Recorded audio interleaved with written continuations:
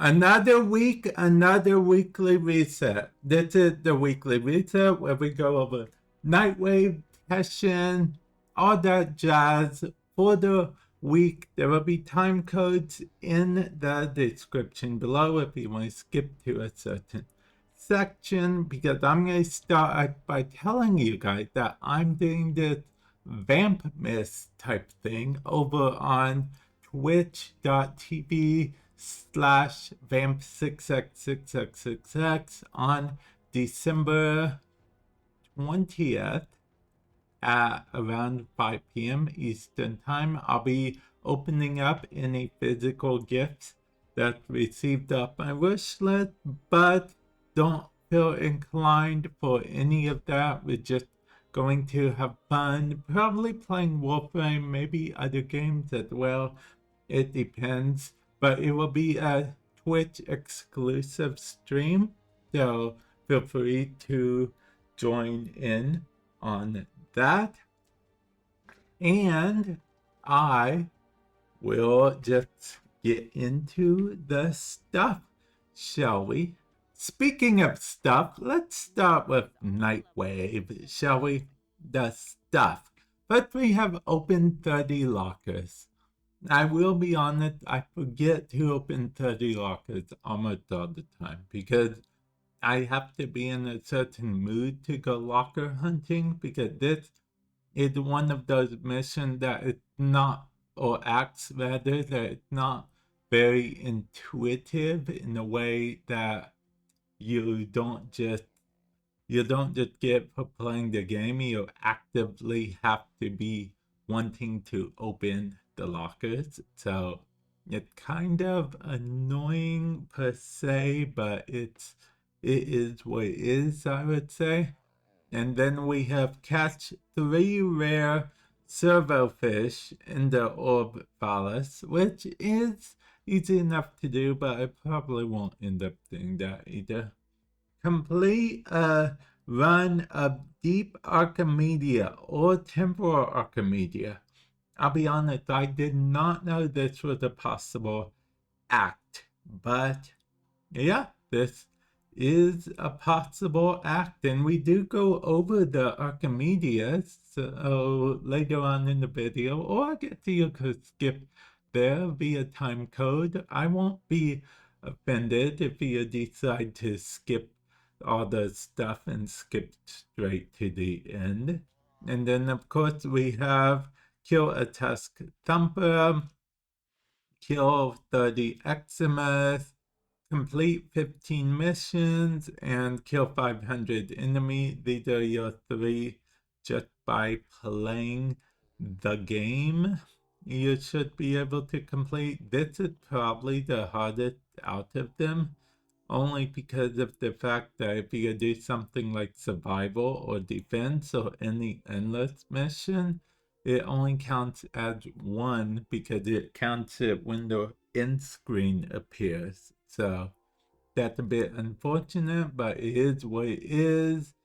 And then I like hovering over these for you guys because of the fact that, I just like to quickly hover over them because I got some feedback before that you guys like me hovering over them. So that's what I try to do.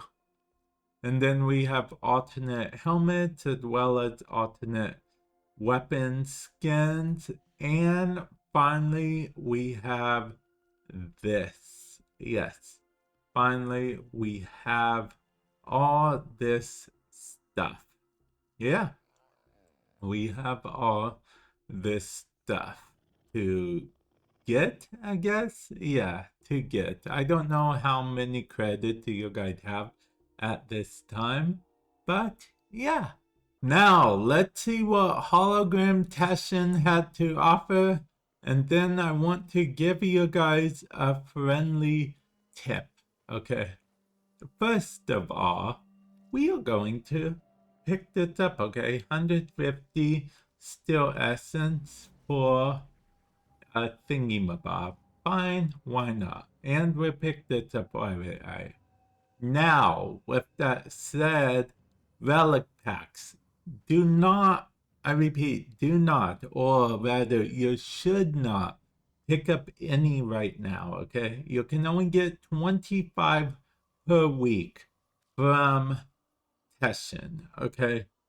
And the reason why I say you shouldn't pick up any right now, because this week is the update. Yes, the big end of the year update, the old piece.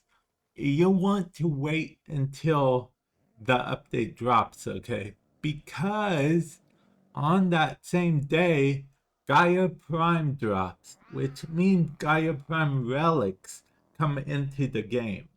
And if you buy relic packs from Teshin right now, you don't get Gaia Prime relics. So what you'll have to do is you'll have to wait and then buy the relic packs. Because like I said, he only sells 25 per week. So if you want to get a jump start on it, you definitely want to wait. That is my advice to you guys, okay? And now the circuit. We have Necros, Valka, and Oberon. I have to pick Valka, okay? I'm at this point, I feel like I'm contractually obligated to pick Valka.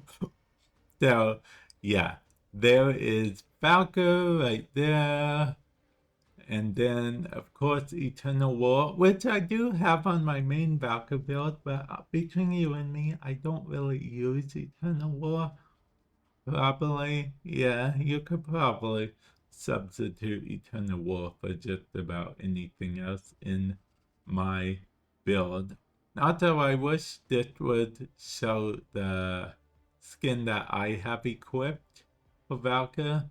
I think that would be cool. Also, do you guys think Valka's ever gonna get a proto frame? Okay, I'm talking way too much about Valka, so let's move on, shall we? Steel Path. These are the Incarnon adapters, and if you have all of them, like I do, you can come over here and pick some items. We're going to pick Kuva and I guess rifle ribbon mod. I wish there was a shotgun ribbon mod. Okay. And see, I like to pick this stuff because I may do this sometime. I'm not obligated to, but you know, just in case I want to do the circuit steel path, I want to be ready and raring to go. And now, of course, we have Archon Hunt. This is the Archon. This is the Archon Shard. This is the percentage that it will be a Telford variant of the Archon Shard instead of the base Archon Shard.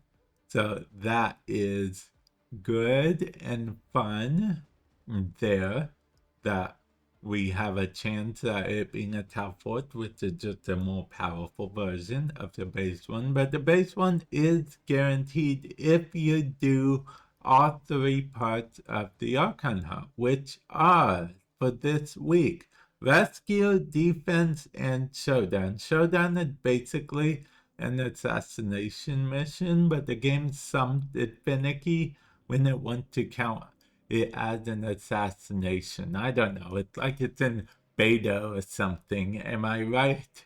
So, yeah, keep that in mind. And now we are at the Sanctum. And why are we at the Sanctum, you ask? For none other than Bird 3 and the shiny treasures. What do we have here? An Amber Archon Shard, which can be yours for 30,000 standing. And, of course, you gotta be rank 5.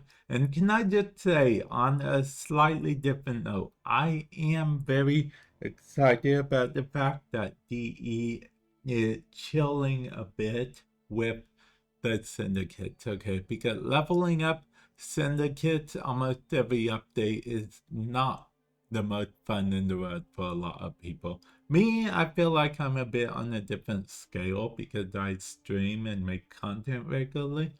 But I can see how leveling up syndicates can be not that fun. Okay, so yeah, I'm glad he's chilling a bit on that. But wait, there's more. If we go over here and make sure not to miss the jump, I used to do that a lot in the beginning, we would see that we have deep Archimedea.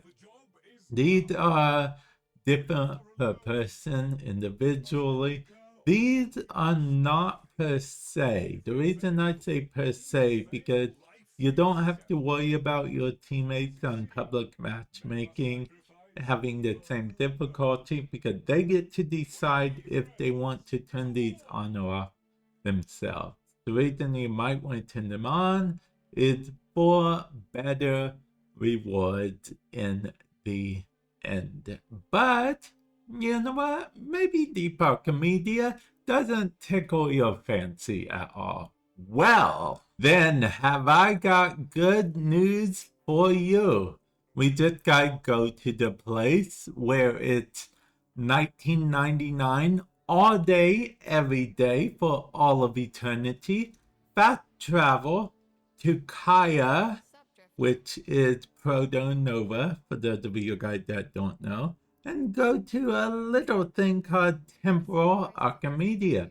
As you can see, it's set up in the same style of format, but different individual parameters, different of these things, and different these, because these are all related to 1999. Now, this is probably an easier one overall, so you probably could do this one pretty easy if you were going to do it, like say for the Nightwave or something this week.